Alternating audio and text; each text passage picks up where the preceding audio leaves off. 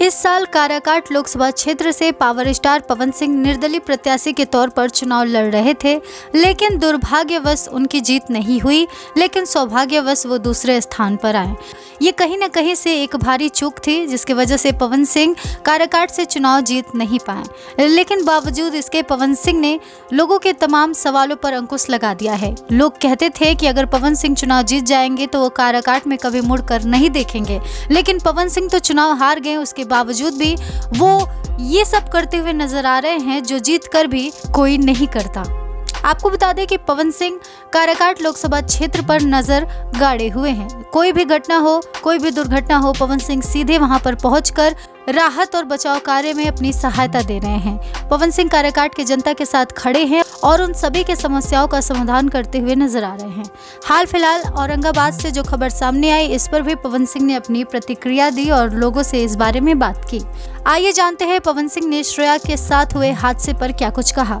पवन सिंह ने कहा कि काराकाट लोकसभा क्षेत्र के नबीनगर की हमारी बिटिया के साथ जो दिल दहलाने वाली घटना हुई है, उसे सुनकर मैं बहुत आहत हूँ।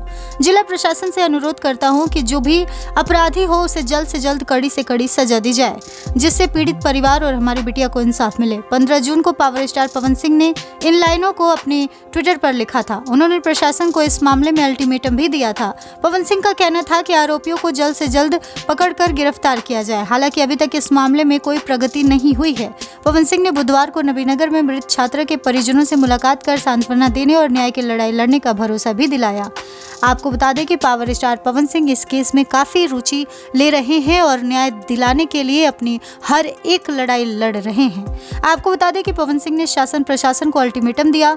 उन्होंने कहा कि शासन प्रशासन मामले का 7 दिनों में राजफास करे। आश्वासन के 3 दिन बीत चुके हैं, अब मात्र 4 दिन बाकी हैं। इन 4 दिनों में राजफास नहीं हुआ तो वे सीधे बिहार के मुख्यमंत्री के पास धमकेंगे, उनसे मिलकर छात्रा की न्याय की गुहार लगाएंगे। इसके बाद भी कुछ नहीं हुआ तो वो बहुत सारे विकल्पों के पास जाएंगे, जिसका सहारा लिया जाएगा। उन्होंने आगे कहा कि इस घटना से वो काफी ज्यादा परेशान हैं। हत्याकांड की जितनी भी निंदा की जाए वो कम होगी। दुख की इस घड़ी में वो परिवार के साथ पूरी मजबूती के साथ खड़े हैं। आपको बता दें कि पवन सिंह ने कहा कि सिर्फ चुनाव के वक्त के लिए ही नहीं, मैं हर दिन के लिए काराकाट का बेटा हूँ। बेटा इस लड़ाई में कूद चुका है। बेटे का कदम अब पीछे नहीं हटेगा बल्कि आगे बढ़ता रहेगा। ये बेटा छात्रा और उसके परिवार को इंसाफ दिलाकर रहेगा।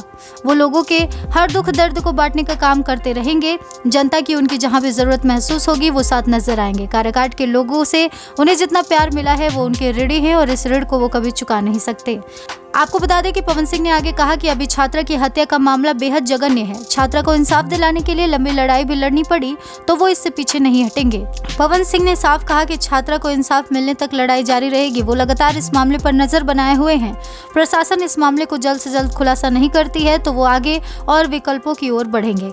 आपको बता दें कि पावर स्टार पवन सिंह के इस मामले में आने के बाद परिवार को थोड़ा संतोष है कि अब हो ना हो उनकी बेटी को इंसाफ जरूर मिलेगा और काराकाट की जनता को भी संतुष्टि है कि पवन सिंह इतने बड़े आदमी हैं, इतने बड़े चेहरे हैं, उनका इतना बड़ा नाम है, उनकी पहुंच भी बहुत है, तो हो सकता है कि इस बार लड़की को इंसाफ मिल जाए।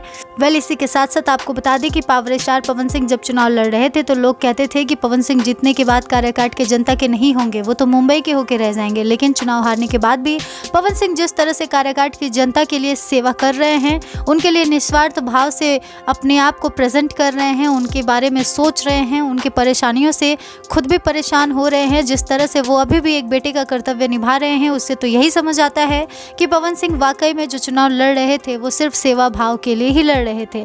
क्योंकि अगर उनका मकसद सिर्फ नेता बनना होता तो आज वो काराकाट की धरती पर दूर दूर तक नजर नहीं आते, वो अपनी इंडस्ट्री में चमकते।